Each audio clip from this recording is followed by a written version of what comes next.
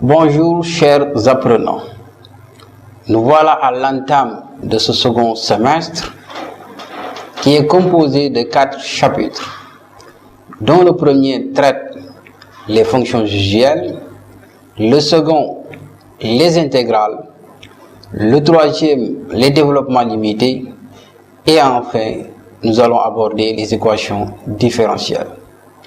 Comme au niveau du premier semestre, donc dans chacun de ces chapitres, il y a des objectifs qui sont visés chez vous.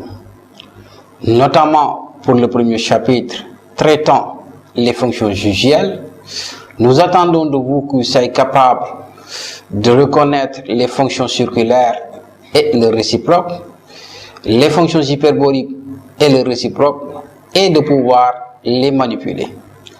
Au niveau du chapitre traitant les intégrales, nous espérons qu'au sortir de ce chapitre, vous soyez capable de reconnaître les intégrales de fonctions en escalier, des fonctions bornées, les intégrales des fonctions réglées et continues, et de savoir aussi les manipuler.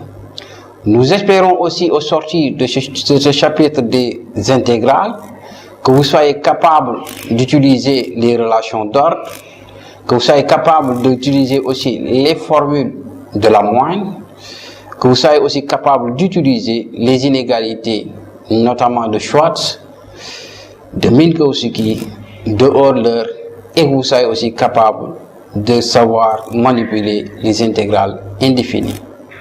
Et enfin, que vous puissiez aussi calculer les primitives des différentes fonctions et aussi capable de calculer de manière pratique certaines intégrales simples. Au niveau du chapitre traitant les développements limités, nous attendons de vous au niveau des applications, donc notamment à l'étude de courbes, que vous soyez capable d'utiliser les développements limités pour calculer les limites de certaines fonctions extrêmement compliquées, que vous soyez capable aussi d'utiliser les développements limités pour la recherche d'asymptotes. Enfin, au niveau des équations différentielles, nous attendons que vous soyez capable de pouvoir intégrer toutes les équations différentielles de premier ordre, notamment les équations différentielles de Clairaut, les équations différentielles de Riccati et les équations différentielles de Lagrange. Donc, comme au premier semestre aussi, nous demandons de s'approprier du cours.